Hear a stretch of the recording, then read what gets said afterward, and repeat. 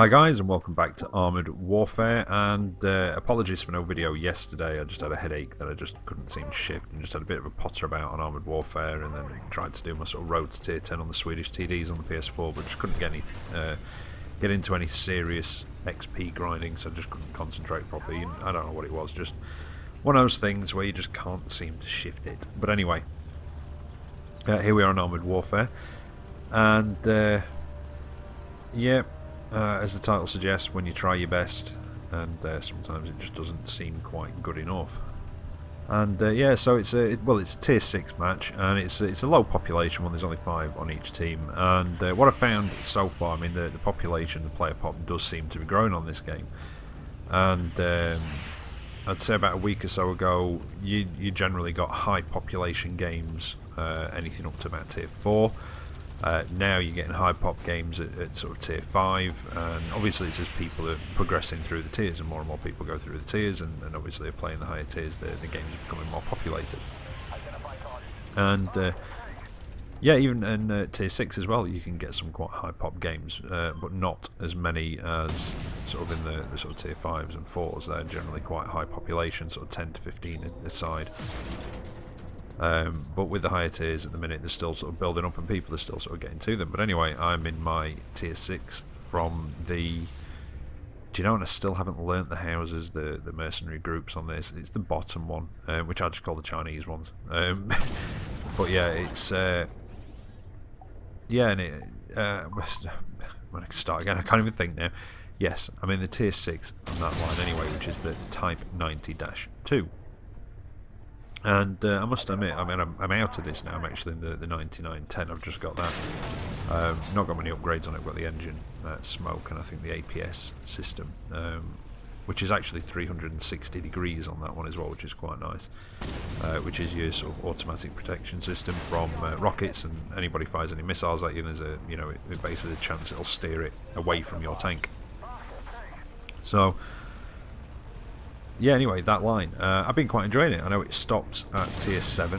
The only other things down there are RT, and you can only use those in PvE, but I seem to remember anyway, from the small amount of this that I played on the PC, that there's some decent stuff in that line on PC, and I'm assuming will be coming to console with various updates as well, so I thought I'd get a head start on it. And I must admit, I've really enjoyed that line as well. Like I said, I've got to get the 9910 fully upgraded. But I have really enjoyed it. They're well armoured, they're manoeuvrable enough. They've got decent, or they seem to have decent pen. They've got good damage as well. A bit like the Russian lines, you know, the sort of the T-72s and all that sort of the T-80s and what have you. So yeah, good damage, but seemingly at a decent rate of fire as well. And yeah, quite well armoured from the front as well. Obviously, the lower glacis, like on just about every tank in the game I've seen so far, is weak and can be penned. But that's that's sort of common to most of the tanks on the game. But it does have good thick composite armour on the front of the hull, front of the turret as well. And on this one, the Type 90-2, you can actually put an ERA pack on it, which covers the whole upper glacis in ERA, the front of the turret in ERA, and yeah, just generally makes it a tough tank altogether. And I know I'm saying, yeah, it's a tough tank and I've just been taken down, but there were a few of them at me. But with this match, I don't know, it just I seem to feel as though I was working quite hard in it, but we just still lost, unfortunately. I'm not quite sure what happened. You can just see that I've just marked up the map because we've got an AFV heading up that back road, as you can see bottom left of the map there, and I was marking where the pillbox capture or the pillbox cap was, hoping that he might sort of scoot round to the pillbox, capture it, and put them behind one of the caps. But unfortunately, I don't think he does, and that's about it. But yeah, I don't know, one of those games. Now, for those of you that might not have tried this yet, or are a little bit new to the game, or haven't noticed yet, most of you probably have, and there might be one, maybe two people watching this video that don't know this, but if it teaches them something, then job done. But in the bars at the top, you can see where the remaining sort of team points are. You can see the black lines. I've probably mentioned this before, but when one of the bars reaches those black lines, and that's when the actual cap locations swap. So it's always useful just to keep an eye on those, because if you're thinking about heading back to one of the caps, try and capture it, and it's literally about to get to one of those bars, don't. Head to the next cap location, and chances are it'll have popped up just as you arrive there, and you can get a head start on capping it.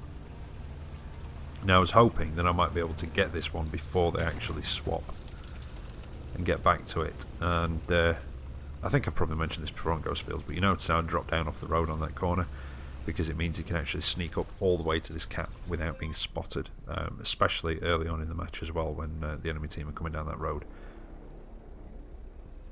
And I think, I don't know, I might just cap it before they change. I'm not too sure. The enemy team one is going down a bit quicker because we already hold base 2, and I think, although I'm not entirely sure yet, but I think while you're capping a base it possibly interrupts the benefits that they get from it with regards to sort of your points going down. But the bases did swap on me, so I'm going to try and push down for 3. There's somebody trying to take that airstrike, so I'm going to see if I can stop them. Yep, there he is. It's an M1 Abrams, so this probably isn't going to hurt him, but it did knock his tracks off, which is what I was hoping for, which interrupted the cap and stopped him. So I've swapped to my armor piercing to get down there and try and take him down. Now this also has, as you can see, it's got HE, it's got heat, and it's also got ATGMs. And I think the 9910 gets tandem heat, which have an increased penetration chance against ERA over standard ATGMs. Basically the ERA doesn't affect them as much because they have a secondary sort of minor explosive charge which sets the ERA off, and then the main charge, you know, in theory goes through the tank, or, you know, does its damage to the tank. Now, I took a hit there. I was quite safe and well, not so much safe, I was quite confident against the Abrams. I've done a lot more damage to him than he has me, but I did take a hit from something over to the left, and is that a light tank scooting around? If it is, I think it's that Scorpion 90. Let's see if I can just get rid of him. Pull back into the cap because they've got number 4. And, you know, we went, well, we went into 3 and 4 sort of cap zones with a little bit of an advantage. There wasn't much in it, and it could easily go either way at this point. The best comeback I've been part of, and unfortunately I didn't record it, which was absolutely gutting as well. But we went into the last, it was on Ghost Fields, we went into the last bases at 5 and 6 popping up. We had about 485-ish points left, and I think the enemy team had around 1500 or just under 1500, you know, like sort of 1450-ish, something like that, when the last bases popped up, and we actually managed to turn it around to win it, and it was quite an achievement, and it was very, very close, but we actually, well, I say very close, we actually ended up winning it with still about 400 points left. So yeah, the team made a colossal effort and a colossal push on that one, and it was a good one, and yeah, it didn't record, so absolutely gutted, and yeah, it got taken out by the tier below me, the tier 5 in the same line. Again, another decent tank, and really enjoyed that one. Well armoured, quite well suited for getting in people's faces, it seemed as well, and yeah, good pen, or decent pen, and good damage as well. In fact, I think it's, what is it, tier 5, I think its minimum damage on its advanced APCR is the maximum damage on the M60A3, which is also a tier 5, so it just gives you a bit of an idea. But yeah, they are definitely good damage machines. Now, where have I respawned? They've popped, yeah, they've popped some pillboxes. Sort of where we're going to come past when we spawn now. I didn't notice that wreckage, unfortunately. Wasn't really paying attention, and they've got a spy plane above us, above our spawn location on Ghost Field. If you can do that, get a spy plane above their spawn locations, and if you're in a TD or, you know, something like that, you can actually sit not far from your spawn location, just a bit further down the hill, and shoot across at anything that sort of respawns and starts dropping down the hill. Just bear in mind for the first few seconds they do have invulnerability. Now there is one downside to this: it doesn't seem to have amazing gun elevation, and I'm actually just having trouble getting my gun up to try and shoot that spy plane down. It's not as easy in standard tanks as it is in stuff with an autoloader, but it takes less shots in a standard tank. But I just can't quite get my gun up to it, and decide to just spin it around and try and come back to try and cap out on number 5. They're already capping number 6. So we can try and get number 5 before they get any more points ahead of us, because they really pulled it back on that last part. I've still got the still got the pillboxes, and if we don't do something about them, they can do some serious damage to us while we're trying to cap out our own base. And yeah, that is definitely from experience. Damn pillboxes. Although I do take great pleasure in using them against the enemy team. I'm basically doing the same dirty trick, sticking them behind their cap. Now, the M60A3 is pushed quite far up to try and stop me from getting these pillboxes. I'm quite determined to get them and place them behind the enemy cap, and then fingers crossed, it's going to be hard work, maybe recapture our base and then push across and interrupt and possibly, hopefully, capture the enemy base as well, but it's going to be a lot of hard work. These pillboxes would help because I can stick them behind number 6, is it? Yep, just like that. And then hopefully any of the enemy tanks coming down that road to try and get to their cap will get a bit of a nasty surprise. But before we do any of that, we've got to try and get rid of this guy and try and get number 5 capped out, and it's starting to look very hairy on the points.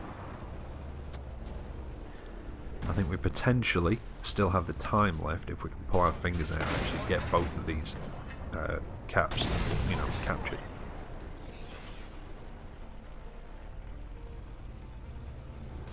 Yeah, a bit of a dodgy aim thing there by me. I could have probably done with taking him out a bit sooner.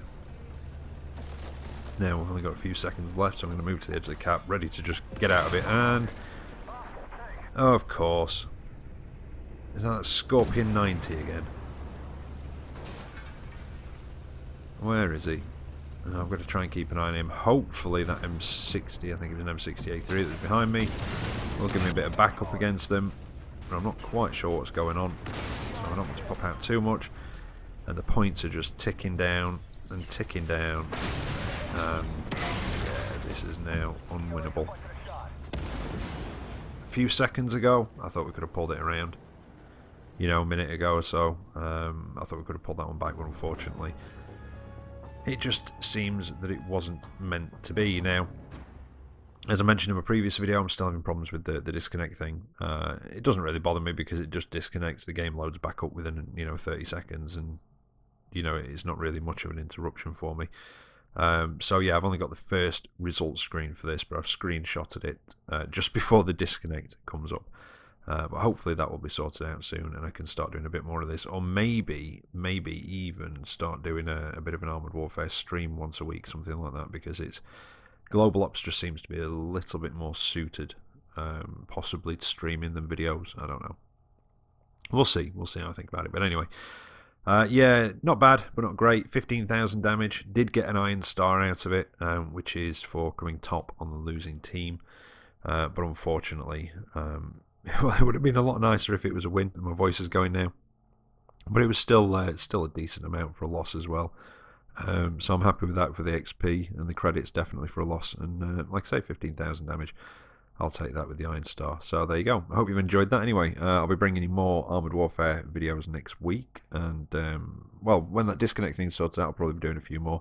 And like I say, I am sort of looking into and considering doing a weekly stream on it as well.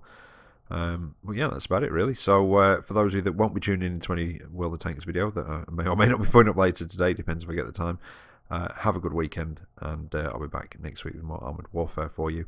So until then, take care out there, and I'll see you next time. No, take care out there, and I'll catch you next time. See you later.